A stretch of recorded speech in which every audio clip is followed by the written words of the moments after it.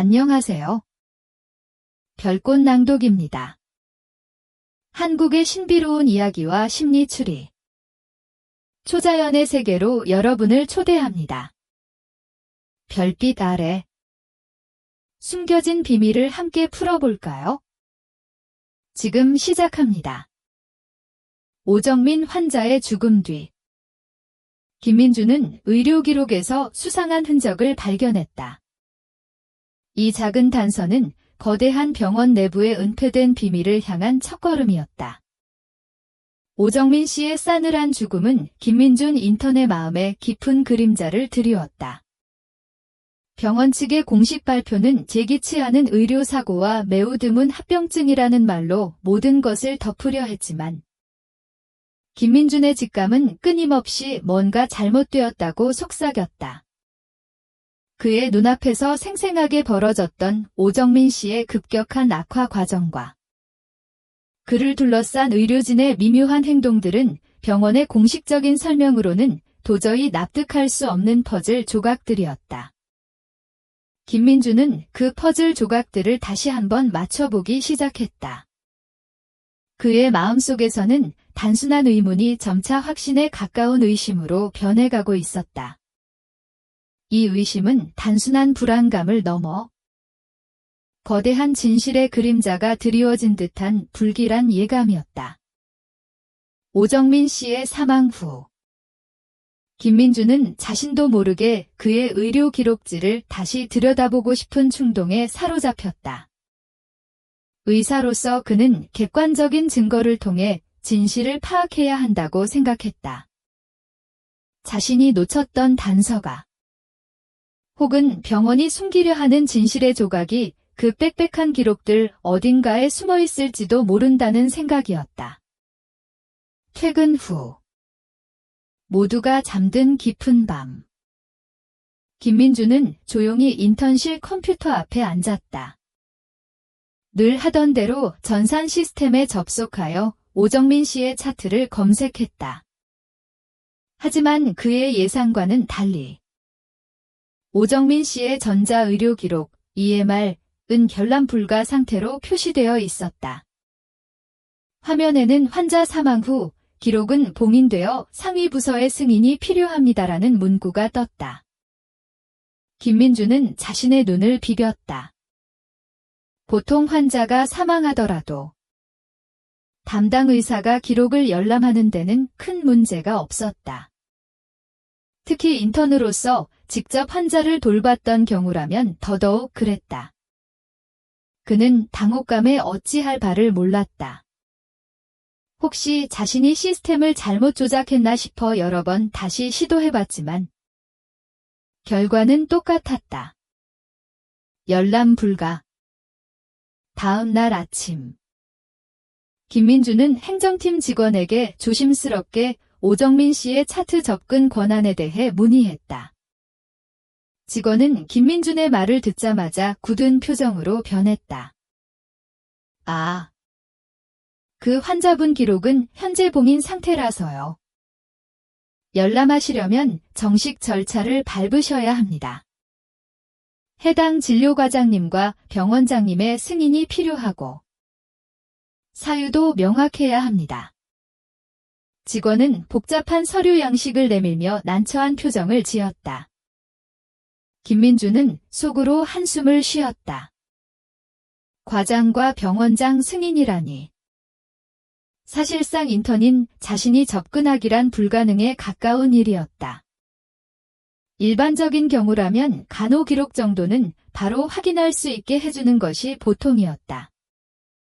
하지만 오정민 씨의 경우 마치 외부인이 접근하는 것처럼 엄격한 절차를 요구하는 것이 분명히 수상했다.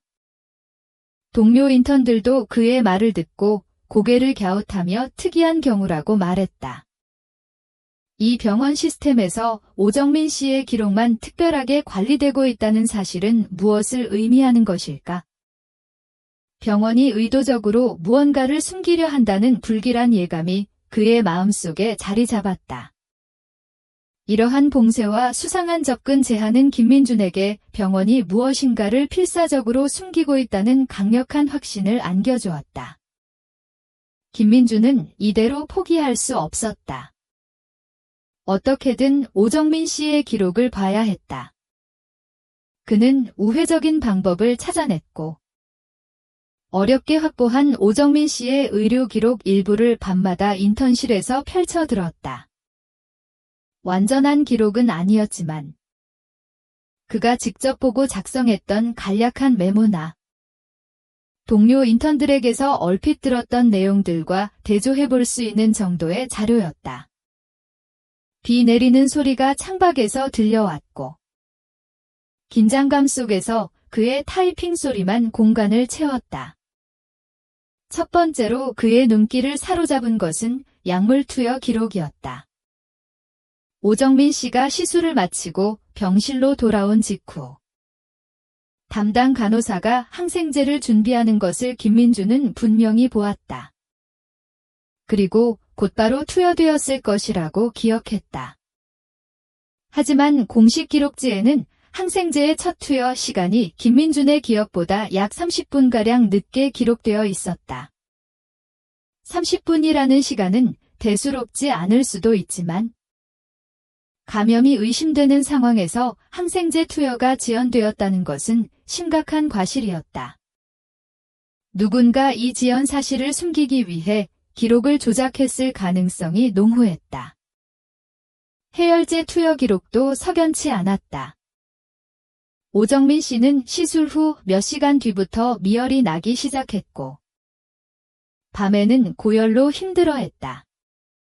김민준이 직접 밤늦게 병실을 방문했을 때 오정민 씨는 고열로 시달리고 있었고 그에게 해열제 투여 여부를 물었을 때 방금 전에 맞았어요 라고 대답했지만 기록상의 투여 시간과 미묘하게 차이가 있었다. 마치 열이 올랐던 시간을 숨기거나 해열제 투여 시점을 조작한 듯한 느낌을 지울 수 없었다.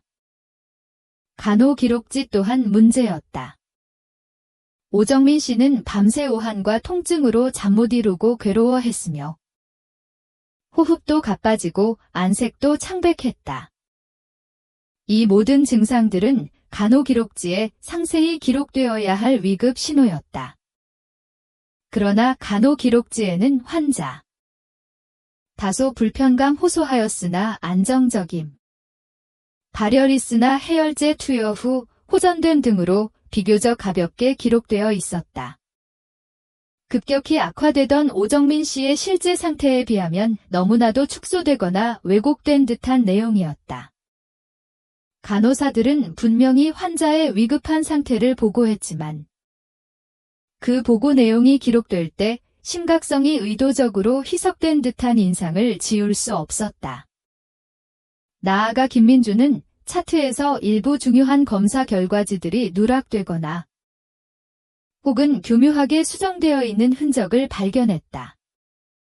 특히 오정민 씨의 염증 수치와 신장 기능 수치가 급격히 악화되기 시작했을 당시의 혈액 검사 기록들이 미묘하게 변경되어 있었다. 이는 단순한 누락이나 착오가 아니었다. 분명히 누군가가 의도적으로 중요한 증거를 삭제하거나 내용을 변경했다는 것을 의미했다. 김민준은 충격과 함께 분노를 느꼈다. 자신이 꿈꿔왔던 의료계의 신성함이 산산조각 나는 순간이었다. 의료 기록 조작의 증거들을 발견했지만 김민준은 이것만으로는 부족하다는 것을 알고 있었다. 그는 객관적이고 대체 불가능한 증거들을 확보해야 했다. 가장 먼저 떠올린 것은 수술실 CCTV 영상이었다. 대형 병원의 수술실에는 보통 CCTV가 설치되어 있어 수술 과정이 녹화된다는 것을 김민준은 알고 있었다. 만약 시술 과정에서 어떤 문제가 발생했다면 CCTV 영상이 결정적인 증거가 될 수 있을 터였다. 김민준은 수술실 관리팀에 조용히 접근하여 오정민 씨의 시술 당일 CCTV 영상 기록에 대해 문의했다. 하지만 돌아오는 답변은 그의 기대를 완전히 꺾어 놓았다. 해당 영상은 이미 보관 기간이 지나 자동 삭제되었습니다. 수술실 CCTV는 보안 구역이라 담당 교수님의 승인이 있어야만 열람 가능합니다. 사고와 관련 없는 일반적인 수술 과정 영상은 따로 보관하지 않습니다. 여러 가지 이유들이 쏟아져 나왔지만 그 내용은 하나같이 영상을 제공할 수 없다는 것이었다. 김민주는 불과 며칠 전 발생한 사건의 영상이 이렇게 빨리 삭제될 수 있는지 의아했다. 병원이 의도적으로 가장 중요한 증거를 은폐하려 한다는 느낌을 지울 수 없었다. CCTV 외에도 김민주는 오정민 씨의 다른 중요한 의료 기록들을 찾아 나섰다. 마취 기록지, 수술 동의서, 병리과 검체 결과지, 그리고 영상의학과에서 보관하고 있는 고해상도 CT나 MRI 원본 필름 등이었다. 마취과에 문의했을 때도 일반적인 과정이었고 특이사항은 없었습니다. 기록은 이미 진료가로 전달되었습니다. 라는 애매한 답변만 돌아왔다. 병리과와 영상의학과 또한 마찬가지로 접근을 막거나 의미가 없다는 식으로 그의 요청을 거부했다. 모든 자료들이 한결같이 접근이 어렵거나 아예 존재하지 않는다는 답변뿐이었다.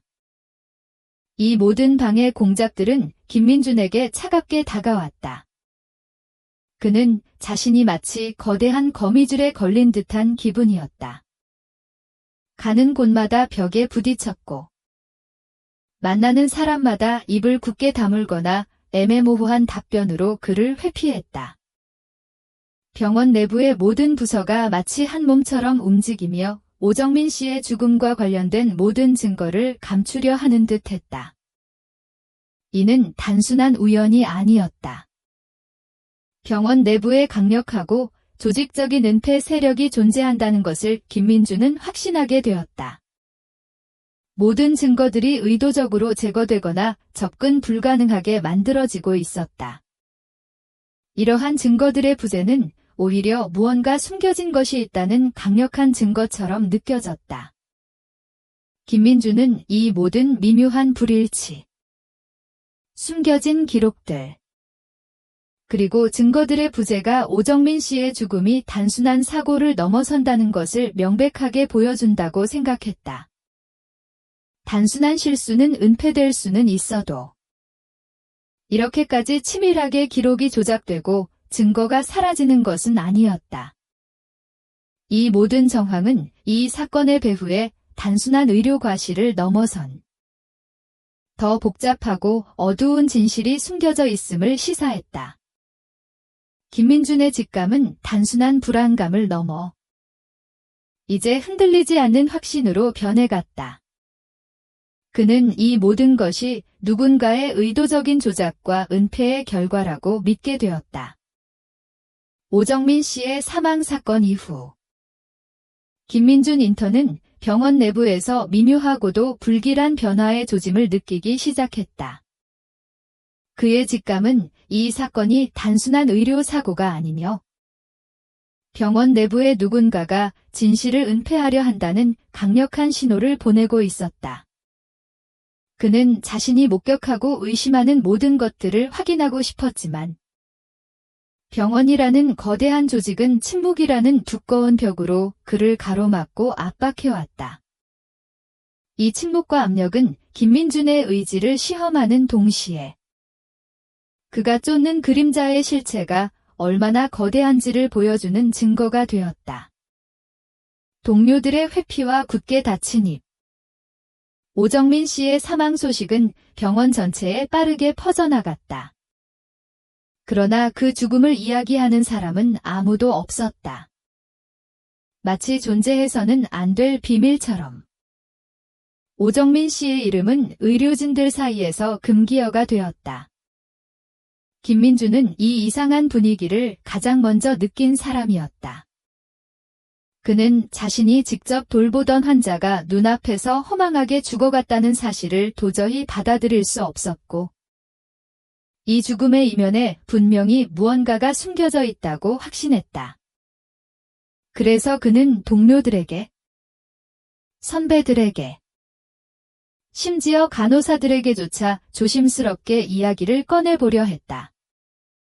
어느 날 저녁, 김민주는 인턴실에서 동기 인턴 몇 명과 함께 있었다. 평소 같으면 하루 동안 겪었던 힘든 일이나 환자 이야기를 나누며 서로 위로했을 시간이었다. 김민주는 용기를 내어 오정민 씨 이야기를 꺼냈다. 오정민 환자분. 정말 갑자기 안 좋아지셨죠? 혹시 다른 이상한 점 못 느끼셨어요? 그의 질문에 방 안의 분위기는 순식간에 싸늘하게 식어버렸다. 잠시 정적이 흘렀고, 동기들은 서로의 눈치를 살피더니 이내 시선을 회피했다. 한 동기는 갑자기 휴대폰을 꺼내 들고 없는 문자를 확인하는 척했고, 다른 동기는 나 오늘 너무 피곤해서 먼저 좀 쉴게라며 황급히 자리를 피했다. 그들의 얼굴에는 불편함과 함께 왠지 모를 두려움이 스쳐 지나가는 듯했다. 그들은 분명 김민준의 물음에 답하고 싶지 않은, 아니 답할 수 없는 이유가 있는 것처럼 보였다. 김민준은 그들의 침묵이 단순한 외면이 아니라 어떤 압력에 의한 것임을 직감했다. 간호사들의 반응은 더욱 노골적이었다. 김민주는 오정민 씨의 상태가 급격히 나빠질 때 병실에 있었던 담당 간호사에게 조심스럽게 다가갔다. 선생님, 오정민 환자분 사망 전에 혹시 뭔가 이상하다고 느끼셨던 점 없으세요? 기록에는 다소 불편감만 있었다고 되어 있는데, 그의 말이 채 끝나기도 전에 간호사는 얼굴을 굳히며 대답했다. 김 인턴 선생님. 이미 병원에서 공식 발표한 대로예요. 저도 그 환자분 돌아가셔서 마음 아프지만 더 이상 말씀드릴 건 없어요. 김 인턴 선생님도 괜히 오해 살 만한 말씀은 하지 마세요. 간호사의 목소리에는 차가운 경계심이 묻어 있었다. 그녀는 김민준의 눈을 똑바로 쳐다보며 말했지만 그 눈빛은 오히려 무언가를 필사적으로 숨기려 하는 사람의 그것과 같았다. 이후 김민준이 그 간호사에게 다가가면 그녀는 바쁜 척하며 그를 피하기 일쑤였다. 그녀의 얼굴에서는 공포와 함께 체념이 뒤섞인 표정을 엿볼 수 있었다. 김민주는 자신이 병원 내에서 고립되고 있으며 모두가 침묵의 규약에 갇혀 있음을 느끼게 되었다. 동료들의 회피와 굳게 닫힌 입은 그에게 극심한 고독감을 안겨주었다. 그는 자신이 병원이라는 공간에서 유일하게 진실을 궁금해하고 그 진실을 쫓으려는 사람 같았다. 모두가 입을 다물고 외면할수록 김민준의 의심은 더욱 깊어졌다. 왜 아무도 이야기하려 하지 않는가? 왜 모두가 두려워하는가? 이 질문들은 그의 머릿속을 끊임없이 맴돌았다. 그는 자신이 마치 투명 인간이 된 것처럼 느껴졌다. 병원이라는 거대한 유기체 속에서 그의 목소리는 아무런 울림도 없이 허공으로 흩어지는 듯했다. 선배 의사들의 암묵적인 경고. 오정민 씨의 죽음에 대한 김민준의 계속되는 의문 제기와 진실 규명 노력은 병원 내부에 보이지 않는 권력자들에게 빠르게 전달되었다. 그리고 곧바로 그에게는 암묵적인 경고와 압력이 가해지기 시작했다. 처음에는 눈에 띄지 않는 미묘한 방식으로, 점차 노골적인 방식으로 그의 행동을 제재하려는 시도들이 이어졌다. 가장 먼저 김민준이 느낀 것은 살인적인 업무량이었다. 평소에도 인턴의 업무는 많았지만 오정민 씨 사건 이후 김민준에게 주어지는 업무량은 비정상적으로 늘어났다. 다른 인턴들은 비교적 가벼운 업무를 할당받는 반면 김민준에게는 복잡하고 시간이 오래 걸리는 잡무들이 집중되었다. 하루 종일 병원 곳곳을 뛰어다니며 검체를 옮기고 서류를 전달하고 환자들을 이송하는 등 육체적으로 지치게 만드는 일들이 끊이지 않았다. 그의 주말 당직 스케줄도 유난히 자주 잡혔다. 잠시라도 쉬거나 오정민 씨 사건에 대해 생각할 여유조차 주지 않으려는 듯한 의도적인 업무 배정이었다. 그의 얼굴에는 피곤이 역력했고 눈 밑에는 깊은 다크서클이 드리워졌다. 동기들은 그를 보며 너 요즘 너무 굴려지는 거 아니냐? 혹시 오정민 환자 일 때문에 그런 거냐? 며 수근거렸다. 그들의 걱정 섞인 시선 속에서도 김민준은 자신이 감시당하고 있다는 불안감을 지울 수 없었다. 업무적인 압박과 더불어 회진 중에는 선배 의사들의 날카로운 비판과 지적이 이어졌다. 김민준이 회진 중 오정민 씨의 차트 내용을 다시 확인하거나 그의 죽음과 관련된 의료 기록에 대해 조심스럽게 질문을 던지려 할 때마다 담당 교수님이나 전공의 선배의 싸늘한 시선이 그에게 향했다. 김민준 인턴. 환자 차트나 제대로 보고해. 기본에나 충실하라고. 쓸데없는 질문 말고 주어진 업무에나 집중해. 같은 차갑고 날카로운 지적들이 쏟아졌다. 그의 질문은 늘 묵살되었고 오히려 그에게는 성실하지 못하다. 업무에 집중하지 못한다는 식의 부정적인 평가가 암시적으로 주어졌다. 다른 인턴들이 작은 실수를 해도 가볍게 넘어가는 반면 김민준의 실수는 유난히 크게 부각되어 질책을 받았다. 이는 그가 오정민 씨의 죽음에 관심을 두는 것 자체가 병원이라는 시스템에 대한 도전으로 여겨지는 듯했다. 가장 강력한 압력은 그의 미래와 직결되는 것으로 이어졌다. 어느 날 저녁, 그의 직속 전공의 선배가 김민준을 조용히 불러냈다. 평소와 달리 선배의 목소리는 훨씬 부드러웠지만 그 말 속에는 김민준의 등골을 오싹하게 만드는 경고의 의미가 담겨 있었다. 김민준, 너 요즘 좀 힘들어 보여?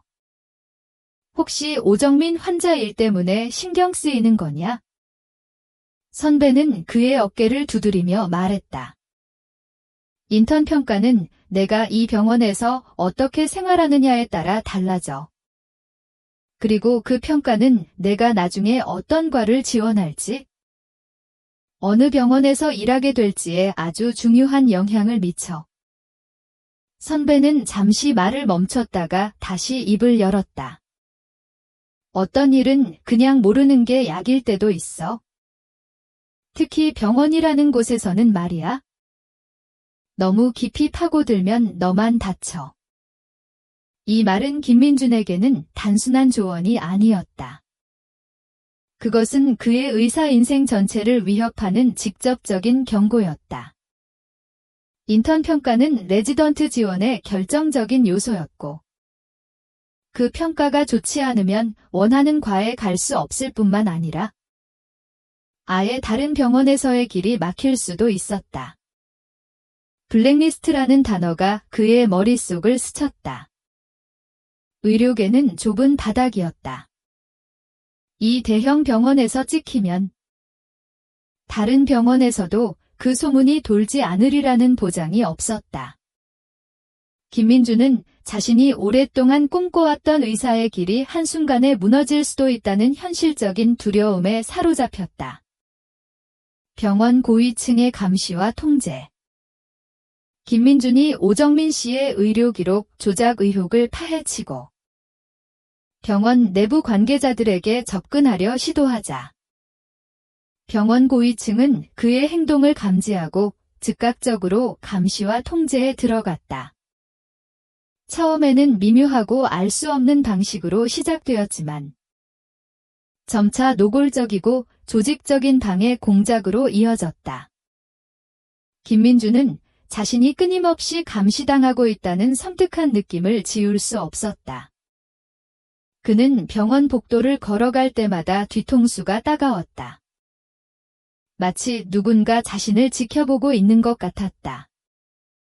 동료들과의 대화 속에서도 혹시 자신의 말이 병원 고위층에게 전달될까 봐 조심스러워졌다. 인턴실에 혼자 있을 때도 불안감에 시달렸다. 어느 날, 그의 개인 사물함이 살짝 열려있는 것을 발견했다. 평소에는 늘 잠겨있던 사물함이었다. 내부를 확인해봤지만 딱히 없어진 물건은 없었다. 하지만 누군가 자신의 사적인 공간에 침범했다는 사실에 김민주는 등골이 오싹했다. 그의 컴퓨터도 마찬가지였다. 로그인 기록을 확인해보니 그가 사용하지 않은 시간에 누군가 그의 계정으로 접속하여 특정 파일을 열람한 흔적이 있었다. 오정민 씨의 차트와 관련된 파일들이었다. 이는 명백한 감시이자 사생활 침해였다. 병원 내 IT 부서에서도 그의 접근 기록을 실시간으로 감시하고 있었고, 그가 오정민 씨 관련 정보에 접근하려 할 때마다 보안 경고 메시지가 뜨는 등 노골적인 방해를 받았다. 심지어 인사과에서도 그에게 경고성 면담을 요청했다. 인사과장은 친절한 미소를 지었지만 그 말 속에는 무서운 경고가 담겨 있었다. 김민준 인턴. 요즘 업무 외적인 부분에 관심이 많으신 것 같습니다. 저희 병원은 인턴의 성실함과 조직 적응력을 매우 중요하게 생각합니다. 병원의 공식적인 입장에 따르지 않는 행동은 불필요한 오해를 살 수 있습니다. 인사과장은 김민준의 인턴 평가와 레지던트 지원에 부정적인 영향을 미칠 수 있음을 암시하며 그에게 선택을 강요했다. 병원의 지시를 따를 것인지 아니면 자신의 미래를 포기할 것인지. 이 모든 압력은 김민준의 심리를 압박하며 진실 추적을 포기하게 만들려는 의도였다. 병원이라는 거대한 시스템은 그의 작은 움직임 하나하나를 감시하고 통제하며 그를 옥죄어오는 듯했다. 오정민 씨의 싸늘한 죽음은 김민준 인턴의 마음에 깊은 그림자를 드리웠다. 병원 측의 공식 발표는 예기치 않은 의료사고와 매우 드문 합병증이라는 말로 모든 것을 덮으려 했지만 김민준의 직감은 끊임없이 뭔가 잘못되었다고 속삭였다. 그의 눈앞에서 생생하게 벌어졌던 오정민 씨의 급격한 악화 과정과 그를 둘러싼 의료진의 미묘한 행동들은 병원의 공식적인 설명으로는 도저히 납득할 수 없는 퍼즐 조각들이었다. 김민주는 그 퍼즐 조각들을 다시 한번 맞춰보기 시작했다. 그의 마음속에서는 단순한 의문이 점차 확신에 가까운 의심으로 변해가고 있었다. 이 의심은 단순한 불안감을 넘어 거대한 진실의 그림자가 드리워진 듯한 불길한 예감이었다. 김민주는 자신이 오정민 씨 사건에 대해 느끼는 불길한 예감이 단순한 인턴의 미숙함이나 과도한 걱정 때문이 아님을 확신하기 시작했다. 병원 측은 예기치 않은 의료사고와 매우 드문 합병증이라는 말로 이 모든 상황을 설명하려 했지만 그의 눈에 비친 오정민 씨의 급격한 상태 악화는 결코 드문 합병증이라는 말로만은 설명될 수 없는 것이었다.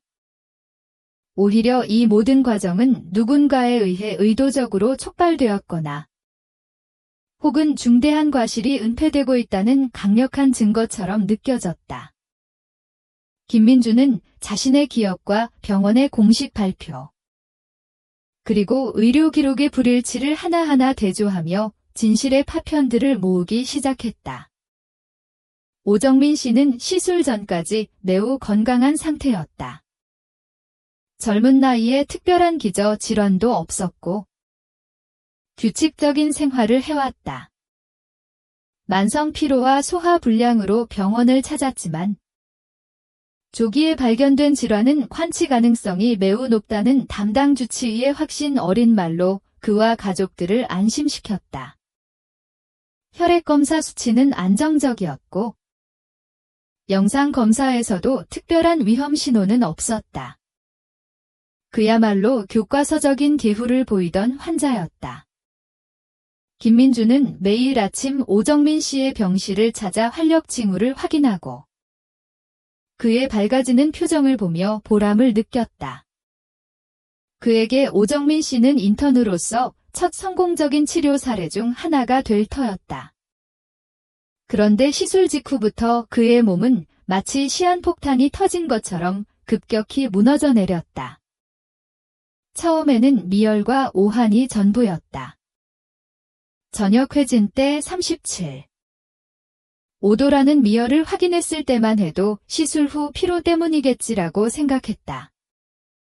하지만 밤이 깊어지면서 고열, 호흡곤란, 구토, 전신 통증 등 복합적인 증상들이 동시다발적으로 나타났다. 자정 무렵 그의 체온은 38. 2도까지 치솟았고 밤새 오한으로 몸을 떨며 식은 땀을 흘렸다. 그의 호흡은 점점 가빠졌고 입술은 타락해 변해갔다. 단 하루 만에 의식을 잃고 중환자실로 옮겨지더니 결국 사망에 이르렀다. 이러한 비정상적인 속도의 악화는 김민준이 의과대학에서 배웠던 어떤 합병증의 전형적인 경과와도 일치하지 않았다. 단순한 염증 반응이나 감염이었다면 이렇게 전신적으로 그리고 급격하게 진행되기는 어려웠을 터였다. 김민주는 심장과 폐 기능까지 급격히 손상된 오정민 씨의 마지막 모습을 떠올리며 이 모든 것이 우연이나 불가항력이 아니라고 강하게 직감했다. 그의 직감은 이 모든 상황이 어떤 통제 불가능한 자연적인 과정이 아니라 무언가 외부적인 요인에 의해 촉발되었거나 혹은 중대한 과실이 은폐되고 있다는 강력한 증거처럼 느껴졌다. 무엇보다 김민준의 의심을 확신으로 바꾼 것은 조작된 의료 기록이었다. 그는 어렵게 확보한 오정민 씨의 기록 일부를 밤새워 분석했다. 의료 기록은 환자의 진료 과정을 기록한 가장 객관적인 증거여야 했다. 그러나 그 기록들 속에는 미묘한 불일치와 숨겨진 내용들이 가득했다. 가장 먼저 눈에 띈 것은 약물 투여 기록이었다. 김민주는 시술 직후 오정민 씨가 병실로 돌아왔을 때 담당 간호사가 항생제를 준비하는 것을 분명히 보았다.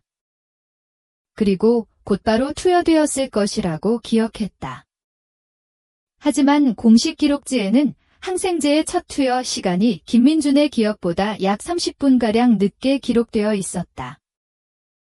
30분이라는 시간은 대수롭지 않을 수도 있지만 감염이 의심되는 상황에서 항생제 투여가 지연되었다는 것은 심각한 과실이었다. 누군가 이 지연 사실을 숨기기 위해 기록을 조작했을 가능성이 농후했다. 환자의 상태가 급격히 나빠지고 있는 위급한 상황에서 골든 타임을 놓쳤을 수도 있다는 불길한 예감이 들었다. 항생제가 제때 투여되지 않았다면 감염이 더 빠르게 확산되었을 것이고 이는 오정민 씨의 급격한 상태 악화에 결정적인 영향을 미쳤을 수도 있었다. 해열제 투여 기록도 석연치 않았다. 오정민 씨는 시술 후 몇 시간 뒤부터 미열이 나기 시작했고 밤에는 고열로 힘들어했다. 김민준이 직접 밤늦게 병실을 방문했을 때 오정민 씨는 고열로 시달리고 있었고 그에게 해열제 투여 여부를 물었을 때 방금 전에 맞았어요 라고 대답했지만 기록상의 투여 시간과 미묘하게 차이가 있었다. 마치 열이 올랐던 시간을 숨기거나 해열제 투여 시점을 조작한 듯한 느낌을 지울 수 없었다.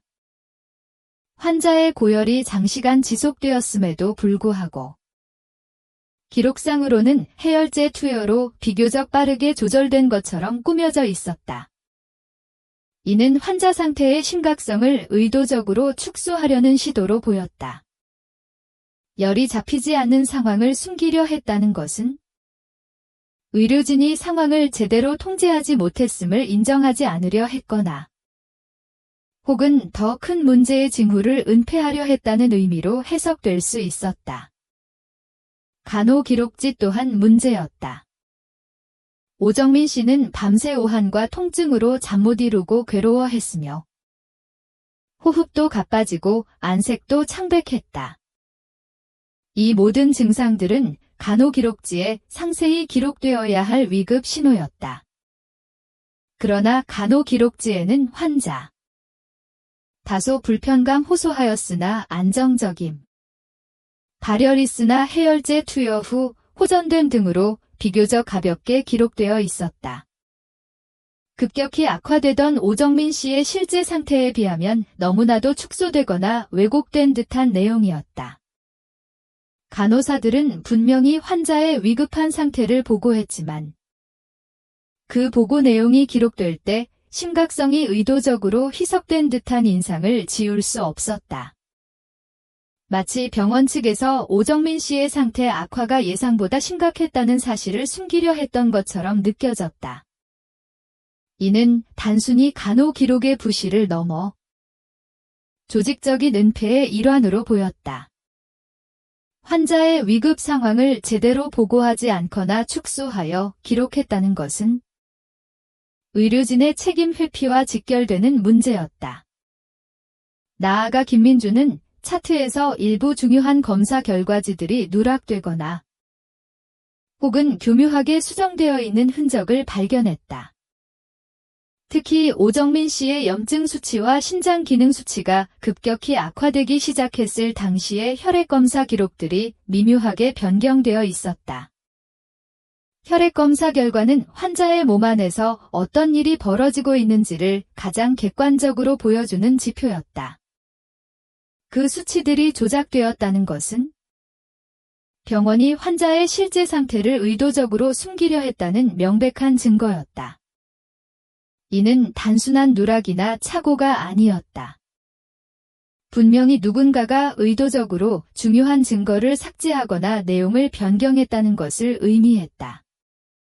김민주는 충격과 함께 분노를 느꼈다. 자신이 꿈꿔왔던 의료계의 신성함이 산산조각 나는 순간이었다. 그는 이제 이 모든 상황이 단순한 실수가 아니라 치밀하게 계획된 은폐이자 조작임을 확신하게 되었다. 의료 기록은 환자와 의료진 사이의 신뢰를 담보하는 가장 기본적인 증거 자료였다. 그 기록이 조작되었다는 것은 의료 시스템의 근간이 흔들리는 문제였고, 이는 곧 환자의 생명을 경시하는 행위로 이어질 수 있었다. 이러한 조작된 기록과 더불어 김민주는 결정적인 증거들의 부재 또한 수상하게 여겼다. 그는 수술실 CCTV 영상이 있다면 진실을 밝힐 수 있을 것이라고 생각했다. 수술 과정에서 어떤 문제가 발생했다면 CCTV 영상이 결정적인 증거가 될 수 있을 터였다. 김민주는 수술실 관리팀에 조용히 접근하여 오정민 씨의 시술 당일 CCTV 영상 기록에 대해 문의했지만 해당 영상은 이미 보관 기간이 지나 자동 삭제되었습니다. 라는 답변과 함께 접근이 불가능하다는 통보를 받았다. 불과 며칠 전 발생한 사건의 영상이 이렇게 빨리 삭제될 수 있는지 의아했다. 그리고 수술실 CCTV는 보안구역이라 담당 교수님의 승인이 있어야만 열람 가능합니다. 라는 말은 사실상 접근을 막겠다는 것과 다름없었다. 병원이 의도적으로 가장 중요한 증거를 은폐하려 한다는 느낌을 지울 수 없었다.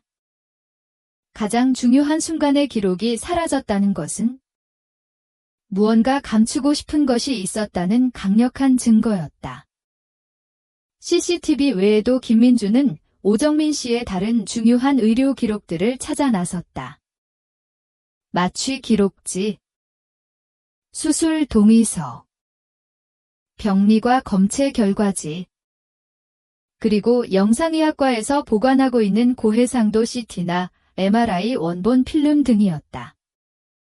마취 기록지에는 마취 과정 중 환자에게 투여된 약물의 종류와 용량, 그리고 환자의 활력 징후 변화가 상세히 기록되어 있었다. 혹시 마취 과정에서 예상치 못한 문제가 발생했을 수도 있다는 생각이었다.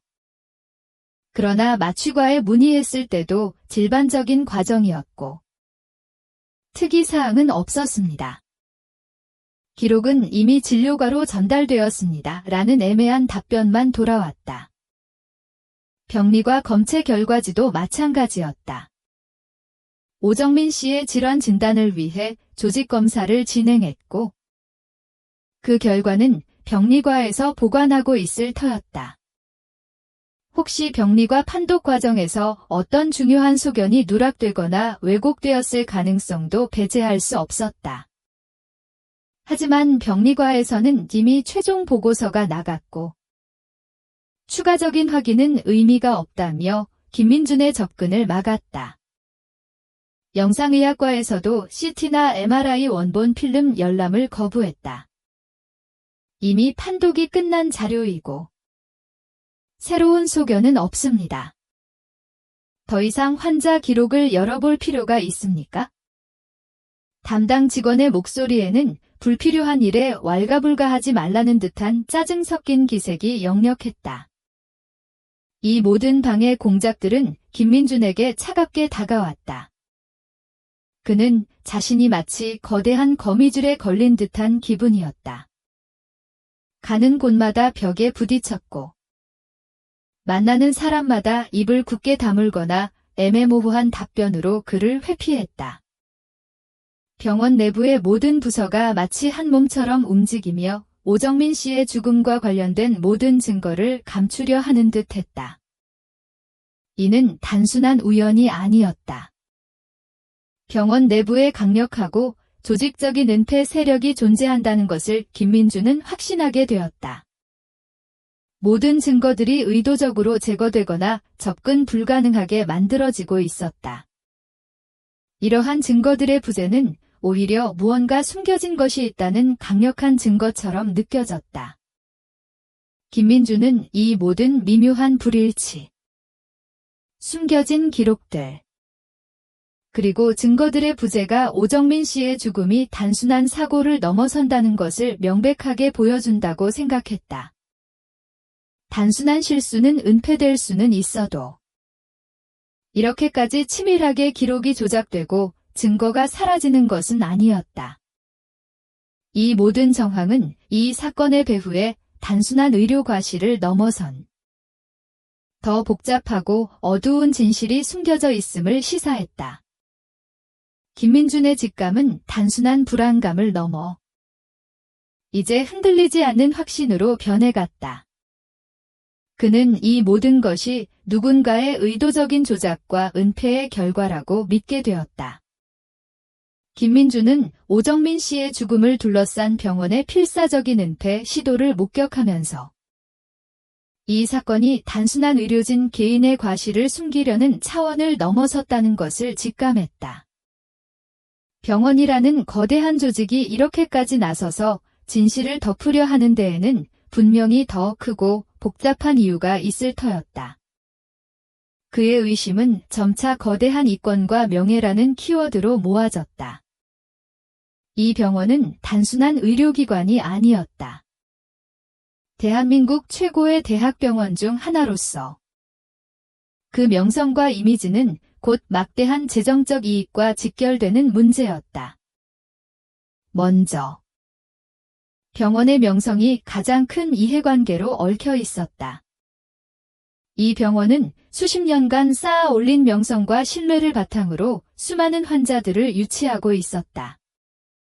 전국 각지에서, 때로는 해외에서까지 이곳을 찾는 환자들은 병원의 최고라는 수식어를 굳건히 믿고 있었다. 이 병원은 단순한 의료 서비스 제공을 넘어 대한민국의 의학 기술을 선도하고 미래를 제시하는 상징적인 존재였다. 그런데 만약 오정민 씨의 죽음 뒤에 의료진의 중대한 과실이나 고의적인 은폐가 있었다는 사실이 밝혀진다면 병원의 명성은 한순간에 바닥으로 추락할 것이었다. 이는 곧 환자들의 신뢰를 잃고 대형 병원으로서의 위상을 상실하는 결과를 초래할 터였다. 김민주는 병원 홍보팀이 기자회견에서 예기치 않은 사고와 불가항력적인 상황을 유난히 강조했던 이유가 바로 여기에 있다고 생각했다. 그들은 진실 규명보다는 병원의 이미지를 보호하는 데 급급했던 것이다. 병원 벽면을 가득 채웠던 화려한 연역과 표창장들, 그리고 생명 존중을 외치던 거대한 표어들이 한순간에 공허한 외침으로 느껴졌다. 병원의 명성은 단순히 이름값이 아니라 수많은 환자들의 생명과 직결되는 신뢰의 상징이었다. 그 신뢰가 무너지면 병원의 모든 것이 무너질 수 있었다. 명성 추락은 곧 재정적 손실로 이어졌다. 병원은 정부 지원금, 연구 기금, 그리고 환자들에게서 발생하는 진료비 수입으로 운영되는 거대한 기업과 같았다. 매년 수천억 원에 달하는 예산이 움직였고 수많은 직원들의 생계가 이 병원에 달려 있었다. 병원의 명성이 훼손되면 정부나 민간 기업으로부터의 연구기금 유치가 어려워지고 최첨단 의료 장비 도입이나 시설 확장에 필요한 투자가 중단될 수 있었다. 무엇보다 환자들의 발길이 끊기면서 막대한 진료비 손실을 입을 것이었다. 김민주는 병원 이사회나 고위 경영진이 이러한 재정적 위험을 가장 두려워할 것이라고 짐작했다. 수천억 원이 오가는 병원 운영에서 오정민 씨와 같은 한 명의 환자 죽음이 촉발할 수 있는 파장은 상상 이상이었을 것이다. 명백한 의료 과실이 드러날 경우 유가족들의 소송 또한 피할 수 없었다. 막대한 배상금과 소송 비용은 병원의 재정을 더욱 압박할 터였다. 이러한 재정적 손실은 곧 병원의 확장 계획이나 첨단 시설 도입 같은 장기적인 목표에도 악영향을 미칠 것이었다. 병원의 재정은 병원의 명성과 뗄래야 뗄 수 없는 관계였다. 그들에게 오정민 씨의 죽음은 인간적인 비극 이전에 막대한 재정적 손실을 초래할 수 있는 경영위기였던 것이다. 또한 개인의 명예와 경력 또한 이 거대한 이권의 핵심에 있었다. 오정민 씨 사건에 직접적으로 연루된 의료진, 특히 담당 주치의와 수술에 참여했던 핵심 의료진은 이번 사건의 진실이 밝혀질 경우 자신들의 의사로서의 삶 자체가 위태로워질 수 있었다. 그들은 대부분 수십 년간 의사로서의 경력을 쌓아 올린 베테랑들이었다. 의과대학을 졸업하고 수많은 수련 과정을 거쳐 지금의 자리에 오기까지 엄청난 노력과 희생이 따랐을 것이다. 그런데 의사 면허 박탈, 교수직 해임, 형사 처벌, 사회적 지탄 등 그들이 감당해야 할 대가는 상상을 초월했을 것이다. 수십 년간 쌓아 올린 명예와 학문적 업적, 사회적 지위가 한순간에 무너질 수 있는 위협이었다. 김민주는 선배 전공의가 자신에게 너무 깊이 파고들면 너만 다친다. 병원 생활에 불이익이 생길 수 있다고 경고했던 이유를 이제야 명확히 이해할 수 있었다. 그것은 단순한 과실을 넘어선 중대한 부정행위나 은폐가 있었음을 암시하는 것이었다. 병원 고위층은 이러한 핵심 의료진의 이탈을 막고 병원의 중요한 인적 자원을 보호하기 위해서라도 사건을 서둘러 덮으려 했을 것이 분명했다. 그들에게는 한 개인의 생명보다 조직의 안녕과 핵심 인력의 유지가 더 중요했던 것이다. 개인의 명예와 경력은 병원의 명성만큼이나 강력한 은폐의 동기가 되었다. 더 나아가 이 병원은 최첨단 의료 기술을 선도하는 곳으로 자부하고 있었다. 매년 권위 있는 의학저널에 수많은 연구 논문을 발표했고 혁신적인 치료법 개발을 이끌었다. 새로운 임상시험이나 연구 프로젝트가 끊임없이 진행되고 있었는데 이런 상황에서 중대한 의료사고와 은폐 의혹이 불거진다면 진행 중인 연구의 신뢰성에도 큰 타격이 가해질 것이었다. 이는 곧 해당 연구를 통해 얻을 수 있는 학문적 성과와 특허, 그리고 이를 통한 병원의 미래 성장 동력까지도 위협하는 문제였다. 의료기술 개발은 막대한 자금과 인력이 투입되는 사업이었고, 병원은 이 분야에서 선두를 놓치고 싶지 않았을 것이다. 오정민 씨의 죽음은 이러한 병원의 거대한 청사진에도 그림자를 드리울 수 있는 치명적인 사건이었다. 병원의 이미지가 실추되면 유능한 인재들이 병원을 떠나고 새로운 기술 개발도 위축될 수 있었다. 이는 병원의 미래 성장 동력 자체를 흔드는 것이었다. 김민주는 병원이 보여주는 이 모든 행동들이 결국 돈과 권력, 그리고 명예라는 거대한 이권 앞에서 인간 생명의 존엄성이 얼마나 쉽게 무시될 수 있는지를 보여주는 것이라고 생각했다. 겉으로는 환자를 위하고 생명을 존중한다고 외치지만 실제로는 자신들의 기득권과 이익을 지키기 위해 진실을 외면하고 심지어는 조작까지 서슴지 않는다는 냉혹한 현실을 마주한 것이다. 그에게 하얀 가운은 더 이상 순수함과 헌신을 상징하는 옷이 아니었다. 그것은 어두운 탐욕과 권력을 숨기기 위한 가면처럼 느껴졌다. 병원의 공식 발표는 진실을 가리기 위한 교묘한 언어의 유희에 불과했다. 이 병원은 환자의 생명을 최우선으로 해야 하는 의료기관의 본질을 잃고 거대한 기업처럼 자신들의 이익을 쫓는데 혈안이 되어 있는 듯했다. 이러한 깨달음은 김민준에게 깊은 절망감을 안겨주었다. 자신이 홀로 이 거대한 시스템의 그림자와 맞서 싸워야 한다는 사실은 그를 고통스럽게 했다. 병원이라는 거대한 조직의 침묵 뒤에는 수많은 사람들의 이해관계가 복잡하게 얽혀 있었고 그 이권의 실체는 김민준이 상상했던 것보다 훨씬 더 크고 견고했다. 그는 자신이 아무리 작은 진실의 조각들을 모아도 이 거대한 벽을 허물기란 쉽지 않을 것이라는 것을 뼈저리게 느꼈다. 그러나 동시에 이러한 거대한 이권 앞에서 진실이 짓밟히는 것을 결코 용납할 수 없다는 강한 의지 또한 그의 마음속에서 타올랐다. 그는 환자의 생명과 존엄성이 존중받는 의료 시스템을 만들기 위해 이 거대한 그림자와의 싸움을 시작해야만 했다. 그의 양심은 그에게 이 모든 것을 외면할 수 없다고 속삭였다. 김민주는 의료 기록 조작과 병원 내부의 조직적인 압력을 경험하면서 오정민 씨의 죽음이 단순한 사고를 넘어선 급모라는 확신을 굳혔다. 이제 그의 머릿속을 지배하는 가장 중요한 질문은 이것이었다. 이 모든 은폐는 과연 누구를 위한 것인가?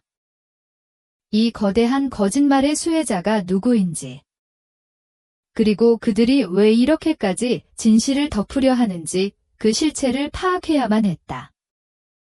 그의 고독한 추적은 이제 누구를 위한 은폐인가라는 질문에 답을 찾는 데 집중되었다. 처음 김민주는 오정민 씨의 시술에 직접 관여했던 담당 주치의나 수술에 참여한 핵심 의료진의 과실을 숨기기 위함이라고 생각했다. 의료 기록의 조작이 주로 시술 직후의 약물 투여나 환자 상태 변화에 집중되어 있었기 때문이었다. 만약 시술 과정에서 중대한 실수가 있었다면 그 책임은 1차적으로 집도의와 마취과 의사, 그리고 담당 주치의에게 돌아갈 터였다. 그들에게는 의사 면허 박탈, 형사 처벌, 막대한 소송 등의 위험이 따랐을 것이다. 수십 년간 쌓아 올린 명성과 경력이 한순간에 물거품이 될 수 있었다. 그들이 자신의 미래를 보호하기 위해 진실을 은폐하려 했을 가능성은 충분했다. 김민주는 주치의의 냉담하고 회피적인 태도를 떠올리며 그가 가장 직접적인 은폐의 주동자 중 한 명일 것이라고 의심했다. 그는 주치의가 자신의 과오를 숨기기 위해 거짓을 지시하고 동료들에게 침묵을 강요했을 것이라고 생각했다. 그러나 김민주는 점차 이 은폐의 범위가 개인을 넘어 해당 진료과 전체로 확대될 수 있다는 가능성을 보았다. 만약 오정민 씨의 죽음이 특정 개인의 실수가 아니라 해당 진료과의 시스템적인 문제, 예를 들어 과도한 업무량으로 인한 의료진의 피로 누적, 부실한 인력 관리, 혹은 안전 불감증 같은 구조적인 문제 때문에 발생한 것이라면 이야기는 달라졌다. 개인의 과실이 아닌 부서 전체의 문제가 드러날 경우 해당 진료과의 평판은 물론 연구비 지원이나 신규 인력 충원 등 모든 활동에 심각한 타격이 가해질 터였다. 이는 과장급 교수나 핵심 인력들의 지위와 명예에도 직접적인 영향을 미치는 문제였다. 김민주는 선배 전공의가 자신에게 오정민 씨 사건에 대해 더 이상 이야기하지 말라고 압박했던 이유가 바로 여기에 있다고 생각했다. 그들은 자신들이 속한 조직의 안위를 보호하기 위해 침묵을 강요하고 있었던 것이다. 해당 진료과의 모든 의료진이 한 배를 탄 셈이었다. 한 명의 실수가 전체의 파멸로 이어질 수 있는 상황에서 그들은 기꺼이 침묵을 선택했다. 그들에게는 환자의 생명보다 자신들의 진료과가 받는 불이익이 더 큰 문제였다. 궁극적으로 김민준의 시선은 이 모든 은폐의 중심에 병원 자체가 존재한다는 데로 향했다. 병원은 최고의 명성을 자랑하는 대학병원이었고 그 명성은 병원의 존재 이유이자 자산이었다. 만약 오정민 씨의 죽음이 단순한 의료사고가 아니라 병원 내부의 중대한 과실이나 부정행위로 인한 것이라는 진실이 밝혀진다면 병원 전체의 이미지는 치명적인 타격을 입을 것이었다. 수많은 환자들이 등을 돌릴 것이고 정부나 기업의 지원은 끊길 것이며 결국 병원의 재정은 파탄에 이를 수도 있었다. 병원장은 기자회견에서 병원 명성을 지키기 위해 필사적으로 노력하는 모습을 보였다. 법률팀은 잠재적인 소송 위험을 차단하기 위해 모든 증거를 은폐하려 했다. 홍보팀은 병원의 이미지를 관리하기 위해 대중에게 거짓 정보를 흘렸다. 이 모든 과정은 병원이라는 거대한 시스템이 오정민 씨의 죽음을 관리해야 할 위기로 인식하고 자신들의 이익을 위해 진실을 덮고 있다는 강력한 증거였다. 병원은 거대한 기업처럼 움직였고 그들은 자신들의 상품인 명성을 지키기 위해 무엇이든 할 준비가 되어 있었다. 환자 우선이라는 병원의 슬로건은 허울뿐인 구호에 불과했다. 이처럼 은폐의 주체는 개인의 과실을 숨기려는 의사부터 부서의 안녕을 지키려는 핵심 의료진, 나아가 병원 전체의 이익과 명예를 보호하려는 고위층까지 점차 확대되는 거대한 조직이었다. 그들은 각자의 위치에서 자신의 이익을 위해 진실을 외면하고 거짓을 꾸미는 데 동참하고 있었다. 김민주는 이 모든 것을 목격하며 깊은 윤리적 딜레마에 빠졌다. 그가 의사로서 지켜야 할 환자의 생명 존중이라는 가장 기본적인 가치가 병원이라는 조직의 지위과 명예 앞에서 얼마나 쉽게 짓밟힐 수 있는지를 뼈저리게 느꼈다. 병원이라는 거대한 그림자는 그 안에 속한 수많은 사람들의 양심을 침묵시키고 그들의 눈을 가리고 있었다. 가장 충격적인 것은 이 모든 은폐가 선량한 의료진들의 침묵과 동조 속에서 이루어지고 있다는 사실이었다. 김민준의 동료 인턴들은 자신의 미래를 위해 침묵을 선택했고 간호사들은 불이익을 당할까 두려워 입을 닫았다. 선배 의사들은 시스템에 순응하며 진실을 외면했다. 그들의 침묵은 결국 거대한 거짓의 카르텔을 더욱 단단하게 만들고 있었다. 김민준은 이 병원이라는 곳이 겉으로는 생명을 살리는 신성한 공간이지만 그 내부에는 어두운 권력 관계와 이권이 얽혀 진실을 압도하는 냉혹한 그림자가 드리워져 있음을 깨달았다. 하얀 가운은 더 이상 순수함과 헌신을 상징하는 옷이 아니라 거대한 비밀과 거짓을 숨기기 위한 가면처럼 느껴졌다. 그들의 침묵은 병원의 명예를 지키는 데는 도움이 되었을지 모르지만 한 생명의 죽음을 억울하게 만든 공범이 되는 것이었다. 김민준은 이 거대한 그림자와의 싸움이 결코 쉽지 않을 것이라는 것을 직감했다. 진실을 밝히려는 그의 노력은 개인의 희생을 넘어 의료계 전체의 오랜 관행과 구조적인 문제에 맞서는 지난한 투쟁이 될 터였다. 그러나 그는 물러설 수 없었다. 오정민 씨의 억울한 죽음과 그 죽음이 거대한 이권 앞에서 짓밟히는 현실을 그대로 둘 수는 없었다. 그에게는 비록 홀로 감당해야 할 고독한 싸움일지라도 진실을 밝히고 무고한 생명을 지키는 것이 진정한 의사의 길이라고 믿었다. 그의 양심은 그에게 이 모든 것을 외면할 수 없다고 속삭였다. 이 모든 은폐는 궁극적으로 누군가에게는 이득이 되고 누군가에게는 희생을 강요하는 불공정한 게임이었다. 병원과 그 안에 속한 권력자들은 자신들의 이익을 위해 한 생명의 존엄성을 외면했고 그 진실을 덮기 위해 수많은 사람들의 양심을 침묵시켰다. 김민준은 이 냉혹한 현실을 마주하면서도 자신의 내면 깊숙한 곳에서 타오르는 정의감과 의료인으로서의 사명감을 버릴 수 없었다. 그는 이제 이 거대한 그림자의 배후를 밝혀내고 누구를 위한 은폐인지 그 실체를 세상에 드러내기 위해 고독한 싸움을 시작해야만 했다. 그의 눈빛은 더 이상 불안에 떨지 않았다.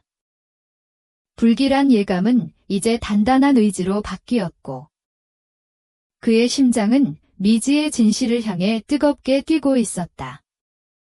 백색 가운 속에 숨겨진 그 그림자를 향해 김민준은 첫발을 내딛기 시작했다. 그는 이 싸움에서 자신이 홀로 고립될 것을 알았지만 진실의 빛이 어둠을 밝힐 것이라는 희망을 품고 있었다. 오정민 환자의 갑작스러운 죽음 뒤 김민준 인턴은 깊은 내적 갈등에 휩싸였다. 의사로서의 이상과 병원의 냉혹한 현실이 충돌했다. 완치 가능성이 높다던 환자가 사망하고 가족들이 절규하는 모습을 보며 김민준은 침묵할 수 없었다. 의료 기록에서 발견된 조작의 흔적들은 병원의 공식 발표가 거짓임을 명확히 보여주었고 그의 직감은 단순한 사고를 넘어선 거대한 음모를 가리켰다. 하지만 인턴인 그의 미약한 위치, 선배 의사들의 노골적인 경고, 그리고 의료계에서 불이익을 당할 수 있다는 현실적인 두려움은 그의 발목을 잡았다. 자신의 꿈을 위해 쌓아온 모든 것이 한순간에 무너질 수 있다는 공포가 그를 짓눌렀다.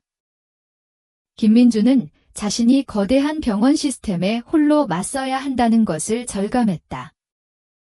병원은 막강한 권력과 영향력을 가진 조직이었고 그 안에는 진실을 은폐하려는 침묵의 카르텔이 형성되어 있었다. 동료들은 그를 외면했고 선배들은 너무 깊이 파고들면 너만 다친다으며 암묵적인 경고를 던졌다. 그는 심리적인 압박과 함께 지속적인 감시에 시달렸다. 그의 사물함이 열려 있거나 컴퓨터 파일이 열람된 흔적들은 그에게 자신이 감시당하고 있다는 섬뜩한 느낌을 주었다. 그럼에도 불구하고 김민주는 포기할 수 없었다. 병원이 필사적으로 진실을 은폐하려 할수록 그의 의심은 확신으로 변해갔다. 그는 조작된 의료 기록을 다시 검토하고 약물 투여 시간의 불일치, 간호 기록의 축소, 그리고 검사 결과의 수정 흔적들을 꼼꼼히 기록했다. 또한 병원 서고에 은밀히 잠입하여 봉인된 차트 일부를 확보하려 시도했다.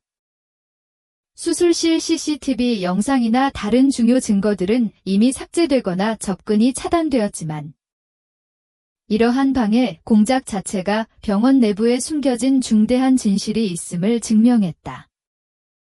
위험이 고조되고 감시가 강화될수록 김민주는 무모하게 부딪히기보다는 더욱 신중하고 전략적으로 움직여야 한다는 것을 깨달았다. 그는 비록 혼자였지만 오정민 환자의 억울한 죽음을 밝히고 의료인의 양심을 지키기 위한 고독하고 위험한 추적을 멈추지 않을 것이었다. 조작된 기록과 침묵의 압력 속 김민주는 거대한 의료 비리의 실체를 향해 나아간다. 그의 외로운 싸움은 이제 막 시작되었을 뿐. 진실은 여전히 어둠 속에 잠겨 있다. 별꽃 낭독과 함께한 시간. 즐거우셨나요? 다음 이야기에서 더 깊은 비밀을 풀어봅시다. 구독과 좋아요 잊지 말아주세요. 별빛 아래서 다시 만나요.